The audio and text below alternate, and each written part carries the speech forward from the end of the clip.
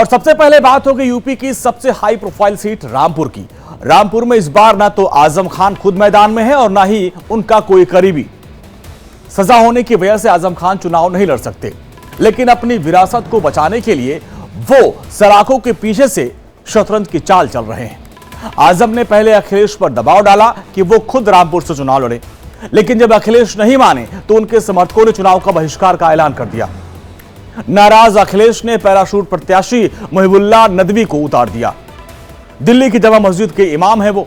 नदवी के सामने है बीजेपी के मौजूदा सांसद घनश्याम लोधी, जिन्होंने उपचुनाव में आजम खान के करीबी आसिम रजा को मात देकर रामपुर के किले को भगवा लहरा दिया था। आजम और अखिलेश के बीच तकरार के बीच रामपुर की जो लड़ाई अब बेहद दिलचस्प हो गई है। अब सवाल यह है कि अखिलेश के उम्मीदवार को आजम समर्थक हजम कर पाएंगे या नहीं। और उधर बीएसपी ने जिशान खान को रामपुर के मैदान में उतार दिया है।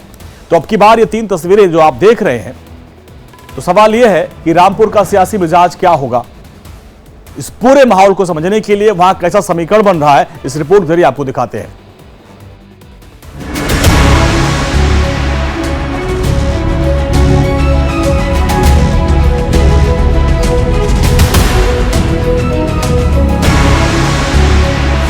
ये कलेक्टर से मत डरियो, ये तनखैया है, तनखैयों से नहीं डरते हैं। हाँ, उनसे उन्हीं के जूते साफ कराऊंगा इंशाल्लाह ने चाहा। मैं सबसे बड़ा आतंकवादी हूँ, टेररिस्ट हूँ। एक दौर था जब कहावत थी कि रामपुरी चाकू की धार और आजम के सियासी वार के सामने कोई टिक नहीं सकता, लेकिन अब ना तो आजम की वो धाक बची है और ना ही चाकू का दौर। हालांकि वर्चस्व कायम रखने के लिए आजम अभी भी रामपुर में हर पैंतरा आजमा रहे हैं। मुझे अगर बस चले सरकार का और इंतजामिया का, तो सामने खड़े करके गोलियों से छलनी कर दे। रामपुर का चुनावी समीकरण आपको समझाएंगे, उससे पहले आजम और अखिलेश के बीच जारी सियासी टशन को समझ लीजिए।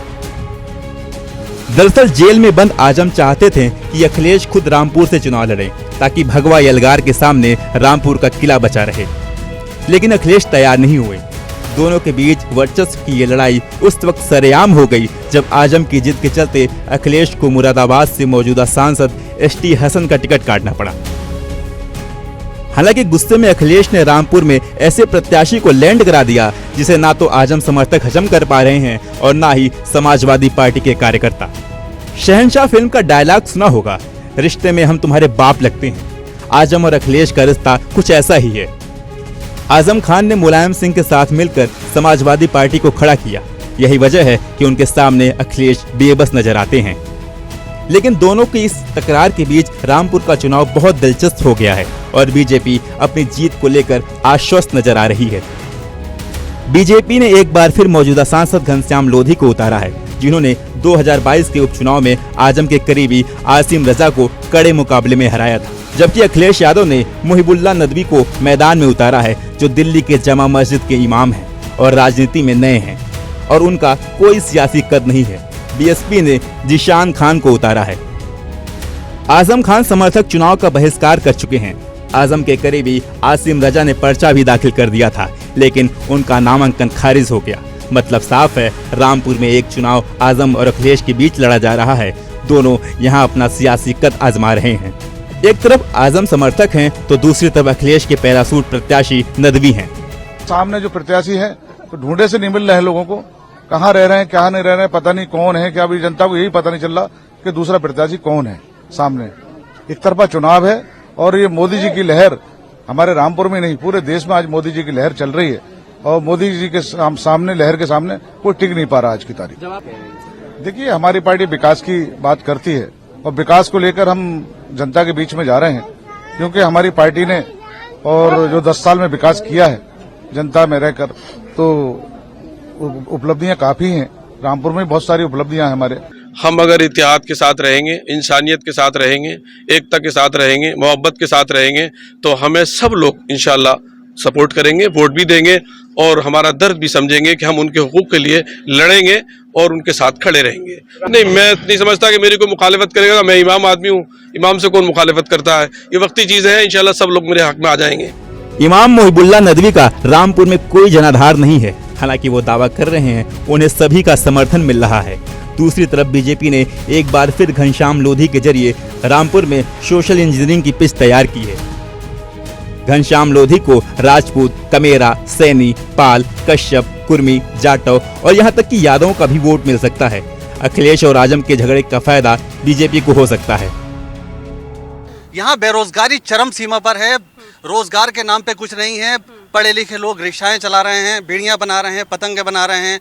बड़े बड़े नेता आए, बड़े बड़े पतंग और चाकू तो यहाँ की पहचान है। सब बंद हो चुका है, उससे कहाँ जीवन यापन हो पा रहा है।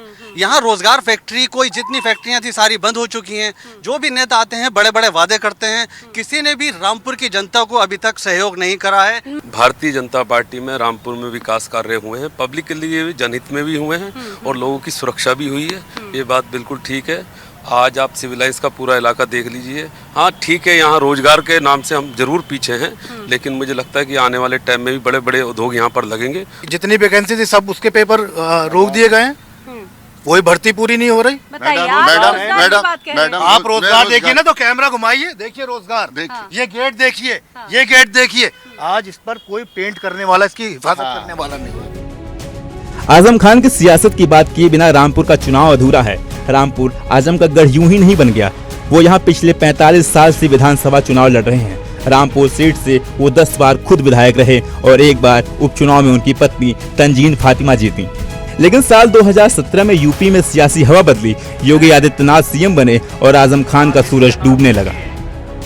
2019 में आजम ने रामपुर से लोकसभा चुनाव लड़ा और बीजेपी प्रत्याशी जयाप्रदा को 1 लाख से ज्यादा वोटों से हराया। लेकिन इसके बाद उनके कारनामों का कच्चा चिट्ठा खुलना शुरू हुआ और वो कानूनी शिकंजे में फंसते चले गए। कोई माई का लाल 150 करोड़ के हिंदुस्तान में अब्दुल्ला को इसलिए नहीं हरा सकता कि अल्लाह का सबसे पसंदीदा नाम है। वाह बहादुर, वाह क्या मेहरबानी है। अरे ये जूते में लगा हुआ थूक चाटा है तुमने, और दूसरे पैर का थूक जूते का चाटा जब विधायक ही जीती है तुमने। आजम के जेल जाते ही पीछे से रामपुर में समाजवादी किला भी भरभराने लगा।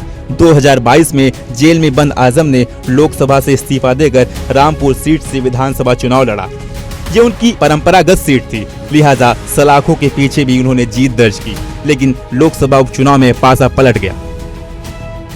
आजम ने अपने करीबी आसिम रजा को मैदान में उतारा और प्रचार में पूरी ताकत झोंक दी, लेकिन किला बचाने में कामयाब नहीं हुए। कड़े मुकाबले में घनश्याम लोधी ने आजम के करीबी आसिम रजा को 47,000 वोटों से हरा दिया। इधर लोकसभा सीट हाथ से गई, उधर हेट स्पीच केस में आजम को सजा हुई और उनके हाथ से विधायकी भी निकल गई। रामपुर विधानसभा सीट पर उपचुनाव हुए और बीजेपी प्रत्याशी आकाश सक्सेना ने आसिम रजा को हराकर आजम के सियासी किले को ध्वस्त कर दिया।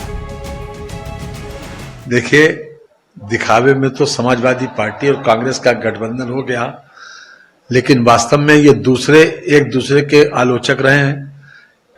इसलिए न तो इनका दिल मिला है और न ही इनकी नीतियां एक हैं। रामपुर इसका जीता जागता उदाहरण है कि एक बड़े नेता ने साफ साफ इस बात को कहा है कि वो इस चुनाव का बहिष्कार करेंगे। तो ये अपने आप में शो करता है कि वहां अपनी लीडरशिप को ही चैलेंज किया जा रहा है। रामपुर वो ऐतिहासिक सीट है जहां से 1952 में डॉक्टर अब्दुल कलाम आजाद जीतकर संसद पहुंचे थे। 1971 तक इस सीट पर कांग्रेस का कब्जा रहा। 1977 में कांग्रेस को हार झेलनी पड़ी, लेकिन इसके बाद भी लगातार 3 बार जुल्फिकार अली जीतकर संसद पहुंचे। 1991 में रामपुर में कांग्रेस की जीत का सिलसिला टूटा और बीजेपी नेता मुख्तार अब्बास नकवी ने रामपुर में कमल खिलाया। 2004 और 2009 में एसपी से जयाप्रदा जीती, लेकिन 2014 में मोदी लहर में नेपाल सिंह ने यहां फिर कमल खिलाया। 50% से ज्यादा मुस्लिम आबादी वाली इस सीट पर एक बार फिर मुकाबला कांटे का है। हालांकि रामपुर की जनता जाति धर्म पर बहुत एतबार नहीं करती। अब देखना ये होगा कि 19 अप्रैल को जनता का फैसला किसके पक्ष में होता है। Bureau report, India daily live.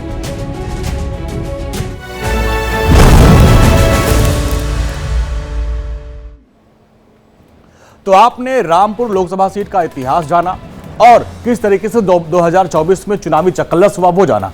अब आपको रामपुर का चुनावी समीकरण भी जानना बेहद जरूरी है। आपको बताते हैं कि रामपुर में समीकरण क्या है, वो अब आपके सामने रखते हैं। दरअसल जो रामपुर है ये मुस्लिम बाहुल सीट है, यहां पे आजम खान का दबदबा रहा है। अब पैराशूट के जो प्रत्याशी है नदवी, उनको उतारा गया, ये नदवी साहब है, इनसे आजम के समर्थक खुश नहीं है। ये सबसे बड़ा समीकरण बन रहा है, ये घनश्याम लोधी के लिए पक्ष में बन रहा है। समाजवादी पार्टी में फूट से बीजेपी को एक बड़ा फायदा मिल सकता है, क्योंकि आप सोचिए 50% यहां मुस्लिम आबादी है। घनश्याम लोधी ने लोगों में अपनी एक मजबूत पकड़ बना ली। उपचुनाव में उन्होंने समाजवादी पार्टी का किला ढाया था रामपुर में। 5 विधानसभा सीटों की अगर हम बात करें तो 3 पर बीजेपी का कब्जा है, और ऐसे में 1 सीट पर समाजवादी पार्टी और 1 पर अपना दल की जीत है। तो ये विधानसभा की पूरी तस्वीर है। आजम खान के सामने विरासत बचाने की चुनौती है, क्योंकि लोकसभा भी गई, विधानसभा भी हो गई। नदवी के लिए लोगों का समर्थन जुटाना बहुत आसान नहीं है। दिल्ली से आए हैं, पैराशूट उम्मीदवार है, इस वजह से उनका विरोध हो रहा है। तो ये तो रही। अब जाति समीकरण समझ लीजिए, क्यों ये आजम का गढ़ रहा, आप समझिए। वो जो आप देख रहे हैं ना, ये देखिए, इधर जो मुस्लिम आबादी है ये 51% है, और यही समाजवादी पार्टी आजम खान की ताकत रही है। हिंदू यहाँ 46% है, सिख 2.8% है, और इसीलिए यहाँ पर कहा जाता है कि आजमगढ़ ये आजम खान का दबदबा था यहाँ पे। अब कुल वोटर यहाँ पे 16 लाख है, और 51% वोट बैंक सिर्फ मुस्लिम है। अब आपको थोड़ा समीकरण दिखाते हैं। 2022 में जब उपचुनाव हुआ तो क्या हुआ। 2022 के उपचुनाव में जो ये रामपुर का किला बोला जाता था कि ये समाजवादी पार्टी का किला, इसको ढहाया कैसे। 51.96% घनश्याम लोधी जो बीजेपी के उम्मीदवार, उन्होंने जीता, और आसिम रजा जो समाजवादी पार्टी के थे उनको 46% वोट मिला था। यहां पर बीजेपी के घनश्याम लोधी ने इस गढ़ पे भगवा लहरा दिया। ये 2022 की बात है। अब थोड़ा आगे चलते हैं, अब 2019 की बात कर लें।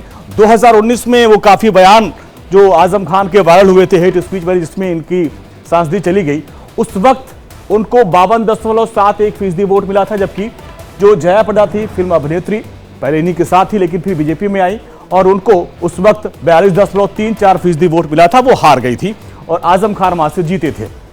अब थोड़ा और पीछे आपके लिए चलते हैं। अब 2014 की बात करें। 2014 में भी आप देखिए, डॉक्टर नेपाल सिंह, ये बीजेपी की तरफ से थे, 37.42% उनको वोट मिला था, और नसीर अहमद खान समाजवादी की पार्टी की तरफ से थे और 34.98% था। मोदी लहर में डॉक्टर नेपाल सिंह ने बीजेपी का भगवा वहां पे लहराया था। तो ये वहां का पूरा इतिहास हमने आपके सामने रखा कि क्या माहौल है। अब 2024 में एक बार फिर से आजम खान को अपनी विरासत को बचानी है, लेकिन किस तरीके से वहां पर विरोध चल रहा है, समाजवादी पार्टी के अंदर ही विरोध चल रहा है, तो कैसे ये गढ़ बचेगा वो देखना होगा।